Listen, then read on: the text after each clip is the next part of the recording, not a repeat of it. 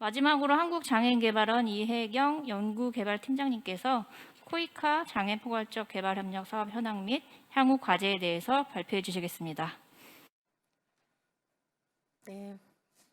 네, 반갑습니다. 한국장애인개발원 연구개발팀에서 일을 하고 있는 이혜경입니다. 사실 코이카 주관의 행사인데 제가 이제 코이카의 향후 과제에 대해서 언급하는 게 사실 상당히 부담스럽기도 합니다. 하지만 이제 올해 저희가 코이카로부터 연구 용역을 수탁을 받아서 진행을 하였는데요. 코이카 장애 포괄적 사업 이행을 위한 개선 방안 연구를 주제로 제목으로 저희가 용역을 수행을 했습니다. 그래서 그 결과를 이제 요약해서 말씀드리는 것으로 대신하겠습니다. 주요 내용은 크게 네 가지로 구성을 했고요. 일반적인 개념 그리고 장애 포괄적 개발 협력 해외 사례 그리고 코이카 저희가 기획서, 사업 개요서 이러한 것들을 가지고 분석을 했습니다. 그걸 통해서 저희가 개선 방안을 제시를 하였기 때문에 그러한 분석에 대한 부분 그리고 향후에 개선 방안 이렇게 좀 크게 네 가지로 말씀을 드리겠습니다. 장애 포괄적 개발 그 내용은 아마 많이 아시고 계실 거라고 생각이 들고 앞에서 또 저희 김동호 위원장님께서도 말씀을 해주셨어요. 그래서 포괄적 개발이라고 하는 거는 모든 사람이 의사결정 과정에 참여를 하고 개발의 이익을 공유할 수 있는 동등한 기회를 만들고 또 모든 이해관계자들의 기여를 중시하면서 요구하는 것이다. 이렇게 얘기를 하고 있고 사실은 이러한 장애 포괄적 일반적인 포괄적 개념은 SDG에서도 언급이 되어 있고 내용들이 확인이 가능합니다. 그래서 이 자료를 참고해 주시면 좋을 것 같고 이러한 포괄적인 일반적인 개념에서 장애 포괄이라고 한다라고 하면은 이러한 개발 단계에서 기획이나 이행을 하고 직접 실행을 하고 또 모니터링을 하거나 평가하는 이러한 과정에서 모든 과정에 장애의 관점을 포함시키는 거 그리고 장애인이 그 개발 과정에 효과적으로 의미 있게 참여하는 것을 보장하는 것을 결국 장애 포괄이다, 장애 포괄적인 개념이다라고 얘기를 할 수 있을 것입니다. 그래서 이러한 장애 포괄을 가능하게 하려면 사실은 장애 주류화가 이루어져야 된다 이렇게 얘기를 하죠. 그래서 장애 주류화에 대한 개념도 살펴보았고요.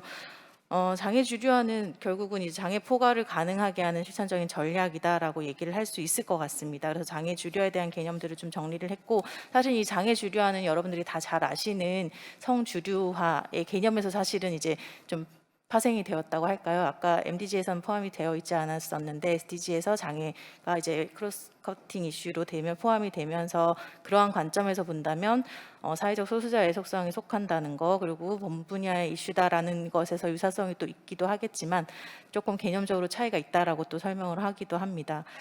그래서 장애 주류화가 성공적으로 이루어지려면 개발 과정에 완전하게 참여하고 기여할 수 있도록 장애인이 활동할 수 있는 환경을 만들어주는 게 이제 핵심적인 성공 요인이다라고 얘기를 하고 있습니다. 그래서 이거는 유엔 자료에 나와 있는 얘기이고요. 결국 장애 포괄적 개별 협력이라고 하는 것은 이 장애 개념의 변화와도 좀 일치하게 흐름에 맞게 이루어지는 것 같습니다. 예전에 우리가 장애를 의료적인 개념에서 의료적인 모델에서 정의를 했다면 이제 사회적인 개념, 사회적인 정의를 할 때 결국은 이 개인의 책임이 아니라 사회의 장벽, 환경적인 장벽, 사회적 제도적인 장벽들을 없앰으로써 장애를 없앨 수 있다. 이렇게 사회적 모델로 개념을 설명을 하고 있는데 장애 포괄적인 이 개발 협력도 역시 모든 수준에서 장애인들을 포함을 시킴으로써 장애 그 장벽을 해소한다 이러한 차원에서는 이러한 개념들과도 좀 통한다라고 설명을 할 수가 있을 것 같습니다. 여기서 지금 보여지는 기본적인 원칙은 독일 이제 경제협력개발부에서 얘기를 한 건데요. 독일에서 이제 일반적으로 하고 있는 핵심의 인권의 핵심 원칙과 CRPD의 8가지 일반 원칙을 이제 좀 통합을 해서 독일의 장애 포괄에 적용되는 주요 인권 규칙을 이제 6가지로 이렇게 제시를 하였습니다. 그래서 장애인에 대한 존중 강화, 접근성 보장, 비차별 기회 평등, 성평등 강조, 장애 아동의 권리 보장 촉진, 장애인의 참여, 역량 강화 촉진 및 보장, 책임성 강화 이렇게 6개로 제시를 한 바가 있고요. 독일에서는 관련해서 이러한 원칙들을 정하고 이러한 것들을 잘 지켜지고 있는지 이러한 자기적 조직이라든지 개인적인 차원에서 점검할 수 있는 이러한 질문들도 만들어서 제시를 하고 있습니다. 그래서 참고적으로 봐주시면 될 것 같고요. 그리고 이렇게 좀 장애 인권 기반의 위한 장애 접근법을 사용을 할 때 좀 유용한 사항들이라고 하면서 또 이제 5가지로 제시를 하고 있는 것들도 있습니다.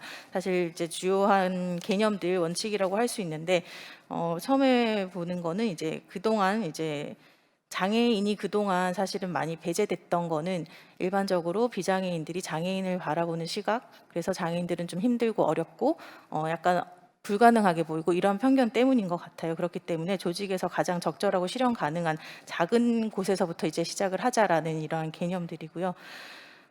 장애인이 사실은 어떠한 것들을 더 권리를 누리고 평등하게 평등을 보장받고 하려면 사실은 추가적인 물리적인 것뿐만 아니라 제도적으로 추가적인 자원들이 필요한 건 사실인 것 같습니다. 하지만 꼭 다 그런 건 아니거든요. 그래서 그렇지 않은 경우도 많기 때문에 이제 간단한 솔루션만으로도 해결이 가능하기 때문에 좀 창의력을 발휘해서 좀 이렇게 좀 시작을 하자, 상식적인 수준에서부터 바꿔보자 이러한 것들을 설명을 하고 있습니다. 그리고 이제 대표하는 그러한 리더 직원에게 자신의 의무를 좀 인식하게 하고 그러한 분들이 좀 본보기로 모델화가 돼서 좀 이끌어 나가는 것들을 강조를 또 하고 있고요.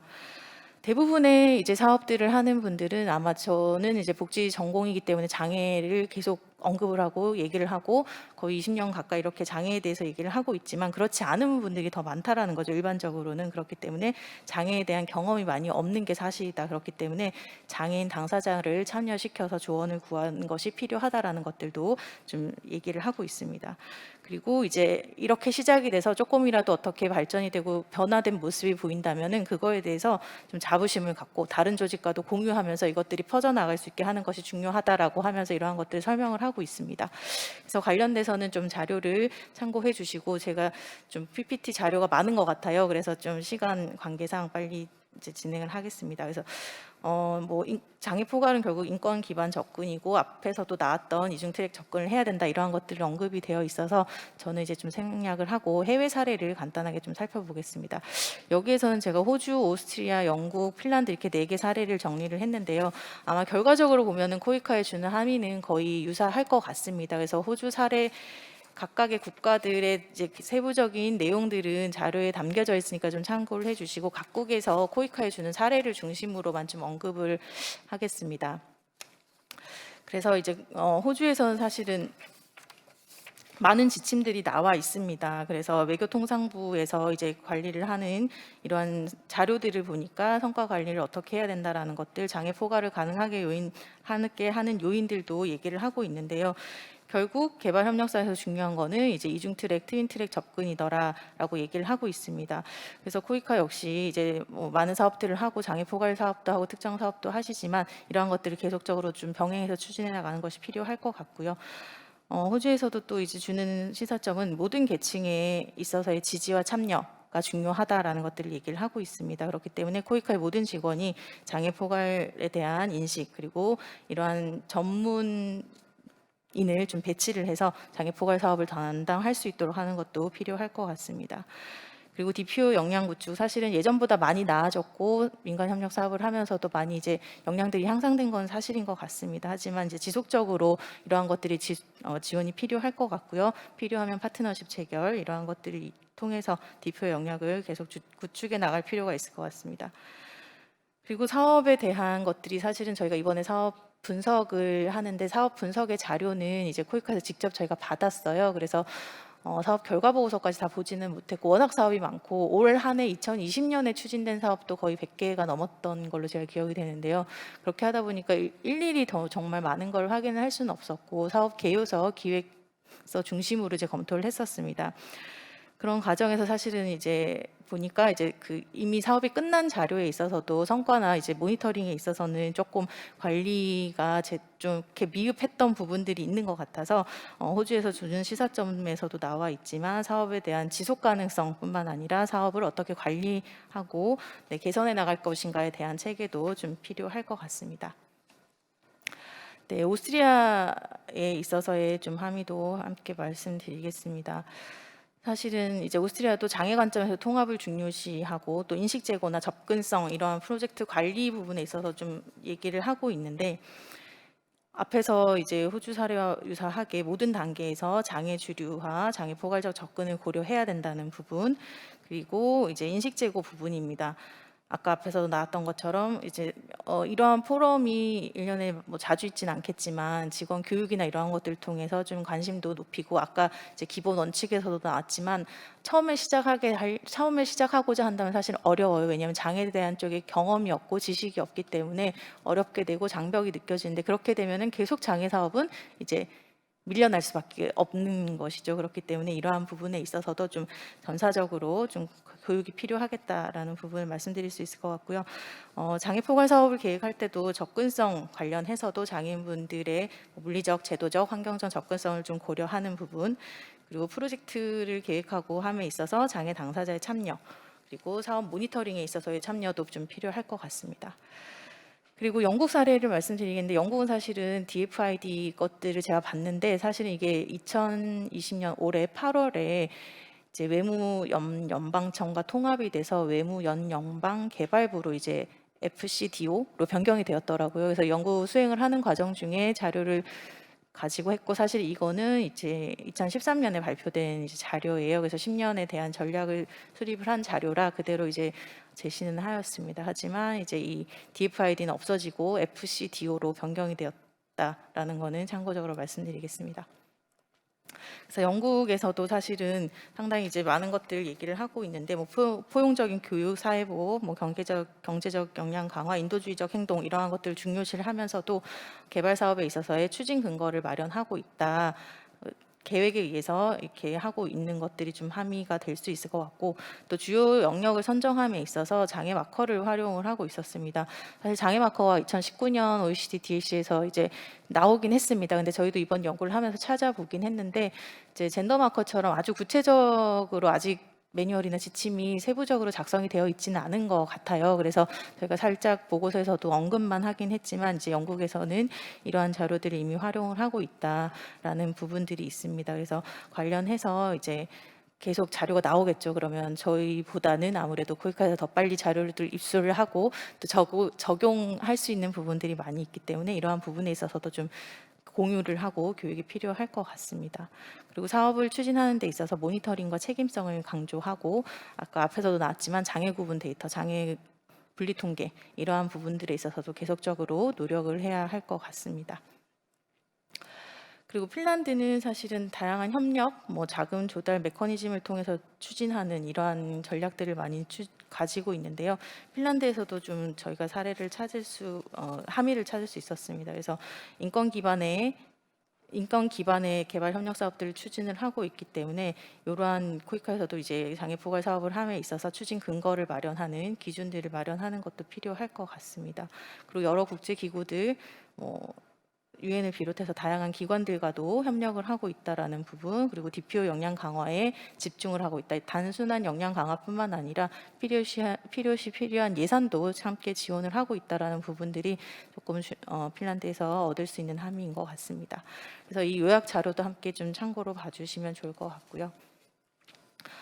개발 협력 사업은 사실은 저희가 두 가지 측면에서 좀 분석을 했습니다. 그래서 그 코이카에서 이루어진 사업이 크게 두 가지로 분류가 될 수 있겠더라고요. 장애 특정 사업 내지는 장애인을 직접적인 대상으로 하진 않지만 사업 내용 안에서 장애를 일부 포함하는 경우들도 있었어요. 그래서 그러한 사업들이나 장애 특정적인 사업들에 있어서는 그 장애 관련 사업이 얼마나 장애 포괄성을 담고 있는가 를 하나 측면에서 분석을 해봤고요. 이제 주요 국별 이제 프로젝트 사업 위주로 되어 있는 이제 비장애 일반적인 사업에 있어서는 나중에 장애 주류화를 할 수 있을 것인가, 이러한 장애 주류화 가능성에 초점을 두고 좀 분석을 했습니다. 그래서 장애 관련 사업의 이제 포괄성을 분석을 한 내용을 우선적으로 보면 2017년 이후에, 그리고 저희가 이제 연구를 진행을 했던 시기인 2020년 6월 동안에 이제 추진이 되고 있거나 그 해당 기간에 종료된 사업을 대상으로 했습니다. 그래서 만약에 이제 장애 포괄성을 얼마나 띄고 있냐, 만약에 장애 포괄성 원칙을 준수한 데서 한지 아니면 얼마나 잘 담고 있는지 이러한 것들을 봤고, 취약한 부분이 발견될 경우에는 이러한 것들을 해소하기 위해서, 이게 사실은 단기간으로 끝날 수도 있겠지만 사실은 뭐 다른 기관에서도 할 수 있을 것이고 지속 가능성을 띠는 게 중요하다라고 생각을 하는데, 이러한 이제 취약한 부분을 발견을 해서 해소할 수 있는 방안을 함께 좀 제시를 해서 관련 사업이 장애 포괄적으로 계속 이제 이루어질 수 있도록 하는데 이제 목적을 두고 이렇게 분석을 해봤습니다. 그래서 2017년 1월 이후에 이제 추진이 되고 있거나 현재 그 기간 동안 종료된 사업들이 총 40건이었어요. 장애 관련 사업은. 근데 이제 다 포함을 했던 건 아니고 1차적으로 좀 선별해서 제외했던 것은 연수생 초청 사업이라든지 소규모 무상 원조 2건, 총 8건은 1차적으로 제외를 하고, 그렇게 되니까 32건이 남더라고요. 근데 32건 중에서 이제 한 건이 프로젝트 사업이고 31건은 이제 민간 협력 사업이었습니다. 그리고 32건 중에서 또 이제 2차적으로 제외를 한 사업은 이게 단년도 1년짜리 사업은 거의 없었고 2년이나 3년에 걸쳐서 이루어지는 사업입니다. 그러다 보니까 17년 이후에 이제 포함되는 사업들이 중복되는 사업들이 있어서 그래서 연속되는 확장되는 사업이나 이러한 것들은 제외를 했고, 전형적으로 일반적인 사업 제안서의 형식을 따르지 않는 일부 기술 개발과 관련된 사업에 있어서도 하나 제외를 하게 됐습니다. 그렇게 다 제외를 했더니 결국 10개가 남더라고요. 그래서 10개를 가지고 이제 분석을 했고, 분석 도구는 코이카에서 이제 민간협력 사업, 결국 10개가 전부 다 민간협력 사업이었고요. 그래서 민간협력 사업 분석을 했대 그 심사를 하실 때 사용하는 세부 심사표가 있습니다. 그 심사표와 이제 코이카에서 또 이제 그 매뉴얼화를 했던 장애 스크리닝 체크리스트, 이 두 가지 것들을 좀 기반을 해서 분석을 했고, 결국 매칭을 하다 보니까 세부 심사표가 이미 장애 스크리닝 체크리스트에 많이 포함되고 크로스 체크를 해보니까 거의 다 포함을 하고 있었습니다. 그럼에도 불구하고 이제 좀 장애 포괄적으로 나아가기 위해서는 어떻게 해야 되는지 것들을 분석을 해봤는데, 10건을 가지고 분석을 했는데 결국 재활치료 분야가 4건이었고요. 직업재활 쪽 사업이 3건, 교육 사업이 2건, 정보 접근성 관련한 게 1건으로 이제 나타났습니다. 그래서 좀 영역들을 나누어서 분석을 해보니까 그 10개 사업 중에서 사업 기획서라든지 제안서, 실행 계획서 안에 장애 분리 통계나 장애 통계가 제시되지 않은 경우가 5건 있었습니다. 그래서 이러한 부분에 있어서는 저희가 나중에 제언을 제시를 했는데, 또 이제 비장애인 대비해서 장애인의 이제 욕구, 니즈를 정의한 부분에 있어서도 이게 중요한 게 뭐냐면, 장애에 대한 니즈를 파악을 해야지 거기에 따라서 사업을 계획을 하고 어떻게 추진을 할 것인가 나오는데, 사실은 니즈에 대한 정의나 조사가 없었다라는 것들이 좀 한계가 있었습니다. 그래서 어느 정도 좀 구체적으로 진술된 것은 2건에 불과했고, 아예 이제 조사를 하지 않은 사업들도 있었다라는 것들이 있었습니다. 네, 그리고 이제 그 니즈를 충족함에 있어서 장애인과 비장애인 불평등 생길 수밖에 없는데, 불평등하게 만드는 그 요인들을 확인하고 제거하려는 노력, 이러한 것들이 필요합니다. 그래서 이러한 불평등 해소를 노력하기 위해서 이제 어느 정도 계획서에 언급이 되어 있는 사업도 한 8건이 되었고요.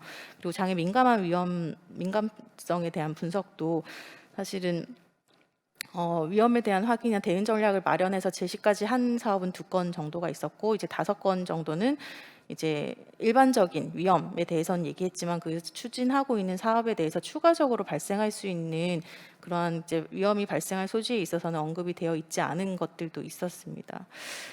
그래서 예를 든다면 만약에 식음료 조리 사업을 하는데 발달장애인이 포함될 수가 있잖아요. 그러면 그 발달장애인으로 교육을 할 때는 화기라든지 조리도구를 어떻게 사용해야 된다. 그러면 발달장애인들이 사용을 함에 있어서 안전사고가 일어날 수 있다. 그럴 때는 어떻게 해야 되지? 이런 것까지가 이제 구체적으로 언급이 되어 있지 않은, 장애 유형까지가 고려가 되지 않고 한 부분들을 있어서는 저희가 조금 이제 위험할 소지가 있다라고 분류를 해서 이렇게 정리를 했습니다.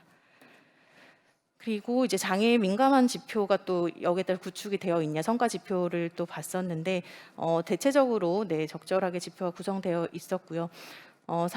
장애 포괄 사업의 이제 지속 가능성을 확보하기 위해서 어떠한 노력을 하고 있는지, 어떻게 언급이 되어 있는지를 봤더니 10개 분석 사업 모두 이제 민간 협력 사업인 관계로 사실은 소규모일 수밖에 없고, 이제 이 사업 자체가 정부에서 민간 협력 사업이다 보니까 정부나 이제 공공기관에서 현지에서는 크게 관심을 갖지 않는 경우들이 있더라고요. 그래서 이러한 그 지속 가능성을 확보하기 위해서 좀 사업을 추진할 때 지원도 필요하겠지만, 그 지원을 얻기 위해서는 현지의 정부라든지 관련 공공기관에서 사업에 참여할 수 있게 하는 게 좀 필요하겠다.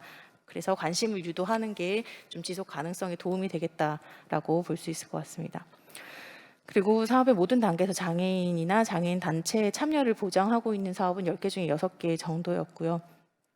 사실은 이 장애 해외 사례에서도 나왔고 계속 이제 얘기를 하는 게 이제 욕구조사 니즈 파악을 해서 그것들이 어떻게 비장애인과 차이가 있고 불평등을 해소할 것인가 기초선 수립하고 하는 거에 있어서 니즈 조사가 가장 중요한데 이것들을 하기 위한 가장 효과적인 방법이 이제 당사자의 참여다라고 할 수 있기 때문에 이러한 것들이 좀 강조될 필요가 있을 것 같습니다. 비장애 관련 사업에 있어서의 장애 주류화 가능성도 좀 분석을 해봤는데요. 이미 2020년에 추진이 되어서 사업이 실시가 되고 있지만 향후에 또 얼마만큼 어떠한 분야의 사업들이 장애 주류화가 가능할 것인가 이러한 것들에 있어서 좀 예시를 좀 찾아보고 재현을 해보았습니다. 그래서 2020년 이후에 시작된 좀 사업들 중에서 저희가 이렇게 좀 사업 계획서가 충분하지 않거나 아니면 사업 계획서를 저희가 이제 확인을 못한 경우를 제외하고 거의 많은 대부분의 사업들을 포함을 해서 분석했는데 그게 올해 추진된 것만 94개였고요. 프로젝트와 개발 컨설팅 사업이 대부분을 차지하고 있습니다. 그래서 이러한 것들을 가지고 좀 분석을 한 결과 일단은 저희가 주류화 가능성의 판단 기준은 3가지로 봤는데요. 장애 불평등이 존재하는가, 그리고 장애인의 니즈가 그러한 불평등을 충족시키거나 아니면 그럴 소지가 있는가. 그러니까 그 장애인 니즈가 불평등을 야기하는 거죠. 그러한 것들이 소지가 있는 경우 있다라고 한다면 그 불평등을 제거하는 조치를 사업에 포함할 수 있는가. 이러한 것들을 가지고 포함이 가능하다 그러면 장애 주류화가 가능할 것이다 라고 제시를 하게 된 것이죠. 그래서 결과적으로 94개를 좀 놓고 봤더니 결과적으로 보면 장애 주류화가 가능한 사업은 한 절반 정도 되는 것 같습니다. 46개 정도가 됐고요. 그 중에서 대부분이 이제 교육 사업이라든지 보건이나 농림수산 80%를 차지하고 있습니다. 그래서 결과적으로 봤을 때 이러한 그 코이카의 비장애 관련 사업은 프로젝트 사업에서 장애 주류화 가능성이 좀 높다라고 할 수 있고요. 특히 보건이나 농림수산, 교육 분야에서 장애 주류화 가능성이 높을 것이다. 근데 이것은 SDG와도 관련성이 높기 때문에 향후 확대 가능성이 또 크다라고 얘기할 수 있을 것 같습니다. 또 장애 주류화 사업은 프로젝트 사업 형태로 그래서 확대를 하는 것이 좀 좋을 것 같고 국별 사업은 장애 분리 통계 확보가 가능성이 조금 더 용이하다고 할 수 있겠죠. 그래서 그러한 부분에 있어서 좀 제언을 하게 되었습니다. 이러한 좀 결과들을 토대로 좀 코이카에서 장애 포괄 사업을 확대하기 위해서 일단 첫 번째 좀 증거 기반 사업을 추진할 필요가 있겠다라고 제시를 해 보았습니다. 장애 관련 사업들은 사실은 사업의 필요성을 보여주고 기초선 수립에도 활용을 할 수 있는 이제 장애 분리 통계나 장애 특정적 통계를 적절히 제시하지 않는 경우들이 있는데 사실 이 통계는 좀 중요한 영역이죠. 중요한 부분이고 반드시 필요한 부분입니다. 사업의 전반적인 방향을 잡고 기초선을 수립하는데 반드시 필요한 거기 때문에 대부분의 그 하지 못한 사유를 보면은 관련 자료가 없어서 수원국에서 저희가 조사를 할 때 보면은 관련 통계가 없어서라고 응답을 하고 있습니다. 그래서 그 사업을 꼭 해야 된다라고 한다면 소규모 형태라도 조사를 꼭 하는 것이 필요하겠다. 그래서 기획 단계에서 이러한 것들이 충분히 고려가 돼야 되고 만약에 통계가 없어서 소규모라도 조사를 하겠다라고 한다면 코이카에서는 그 사업 비용 안에 소규모 조사를 할 수 있는 비용을 추가적으로 책정을 할 수 있는 이러한 기준들도 조금 개선을 하면 좋겠다라는 생각이 들었습니다. 그리고 장애인의 참여입니다. 장애인뿐만 아니라 장애인 당사자의 참여, 단체의 참여가 중요할 텐데 장애 포괄의 개념을 다시 한번 생각해 본다면 개발의 모든 과정에 장애인의 참여를 강조를 하고 있습니다. 그렇기 때문에 그 장애인 당사자의 의견이 어떻게 반영이 되고 어떻게 제안서에 들어가는지를 밝히는 것이 필요하겠고요. 또 사업의 이행 단계 그리고 평가, 모니터링 단계에서도 장애인 단체나 장애인을 참여시키는 것들이 필요하겠다. 라고 제시를 해보았습니다. 그리고 세 번째는 증거 기반 사업 추진을 위한 재정적, 기술적인 지원 부분입니다. 민간협력 사업 형태로 추진되는 장애 관련 사업이 증거에 기반하도록 하기 위해서는 사실은 아까 말씀드렸던 조사가 필요한데 이게 쉽지가 않은 거죠. 민간협력 사업은 규모가 작기도 하고 이제 지금 주로 저희가 분석했던 10개는 거의 다 장애인 단체에서 하는 사업들이었습니다. 그러면 그러한 장애 단체에서 이러한 것들을 하는 게 쉽지는 않다라는 것이죠. 그리고 또 비용도 많이 들 수밖에 없고, 그래서 장애의 이러한 통계를 구축하기 위해서는 좀 명확하게 목표 분석, 그리고 문제를 분석하고 목표를 분석하는 것이 필요하고, 이렇게 하기 위해서 좀 전문가의 도움이 필요합니다. 근데 전문가가 도와줄 수 없는 상황이다라고 한다면 이제 코이카에서는 관련된 사업을 추진을 할 때 이러한 것들을 참고하고 조사는 어떻게 해야 된다라는 것들을 매뉴얼, 지침을 만들어 제공하는 것도 대안이 될 수 있을 것 같습니다. 그리고 마지막으로는 단계적 사업 분야를 확대하는 방안입니다. 먼저 좀 이제 장기적 관점에서 본다면 국제개발협력사업 자체가 SDG 달성에 기여할 의무가 있고, 또 장애 주류화가 가능한 코이카 사업 분야가 이제 세부 목표들과 일부 관련이 되어 있기 때문에 이러한 장애 포괄적 사업을 장기적인 관점에서 좀 확대해 나가는 것이 필요할 것 같습니다. 저희가 분석한 결과를 토대로 장기적으로 이제 좀 보건 분야라든지 교육 분야라든지 농림수산 분야, 그리고 정보 접근성이나 환경 접근성 분야에 있어서 좀 우선순위를 정해서 제시를 해보았는데, 이러한 분야에 있어서 사업이 필요하겠다. 특히 올해와 같은 코로나19 팬데믹 상황에서는 접근성 부분이 상당히 중요할 수밖에 없는 것 같습니다. 모든 교육이다, 우리가 오늘도 지금 온라인으로 하고 있지만 모든 사업과 교육과 이러한 것들이 온라인으로 진행이 될 수밖에 없기 때문에 이러한 상황에서는 사실은 장애인에게 가장 취약한 부분이 될 수밖에 없습니다. 모든 장애 유형이 그런 것은 아니지만 특히 시각장애인분들, 청각장애인분들, 발달장애인분들 같은 경우에는 이러한 원격 사업이나 학습에 있어서 접근성 보장이 필요할 것 같습니다. 그리고 이제 중단기적으로는 국별 사업은 이제 조금 그 장애 주류화 사업에, 민간 협력 사업은 장애 특정적 사업에 좀 비중을 두는 것. 결과적으로는 다 이중 트랙으로 가야 하지만 단기적으로, 중단기적으로, 왜냐하면 아까 말씀드렸다시피 이제 민간 협력 사업은 규모가 좀 작고 당사국에서 이제 관심도가 낮을 수 있습니다. 그렇기 때문에 좀 단기적으로는 초반에, 그래서 장애 주류화 사업에서 필히 제시해야 될 장애 분리 통계 확보하는 게 조금 더 쉬울 수 있는 이러한 협력국의 협조가 필요한 이러한 국별 협력 사업 중심으로 좀 추진을 하는 것들도 고려를 할 필요가 있겠습니다. 그리고 방금 말씀드렸다시피 장기적으로는 반드시 이제 국별 협력 사업과 민간 협력 사업이 모두 균형 있게 가야 하겠으나, 이제 초기에는 조금 선택적으로 전략적으로 접근하는 것도 필요하겠다라는 생각이 들고, 국별 협력 사업은 직업 재활이나 재활 치료와 같은 사회 서비스 이제 성격을 지닌 사업들이 주를 이루고 있었습니다. 그렇기 때문에 최근에는 지금 CRPD를 비준한 국가들이 상당히 많아졌어요. 근데 그 비준을 한 국가들은 우리가 국가 보고서를 제출하고 심의도 받고 있지만 관련된 추진 사항을 이제 유엔에 보고해야 될 의무가 있는 거죠. 그러면 보고를 하고자 한다면 각 국에서도 관련된 데이터를 생산할 수밖에 없는 상황입니다. 그렇다면은 오히려 니즈를 분석하고 사업을 추진하는데 조금 더 용이해질 수가 있기 때문에 이러한 그 국별협력 사업에 있어서도 장애 특정 사업에 주력을 해서 하는 것들 앞으로는 용이할 것 같다라는 생각이 들고요. 마지막으로 이제 제언을 좀 정리했는데, 이거는 저희가 이제 분석을 할 때 이제 나누었던 영역입니다. 여기에서 장애 통계 제시를 위해서 이제 코이카에서는 비장애인과 분리된 통계, 장애인과 비장애인 모두 대상으로 하는 사업에서는 당연히 분리 통계가 들어가야 되고, 장애 특정 사업에 있어서도 장애 대상에 맞는 그러한 특정 통계 생산해내는 것이 필요할 것 같습니다.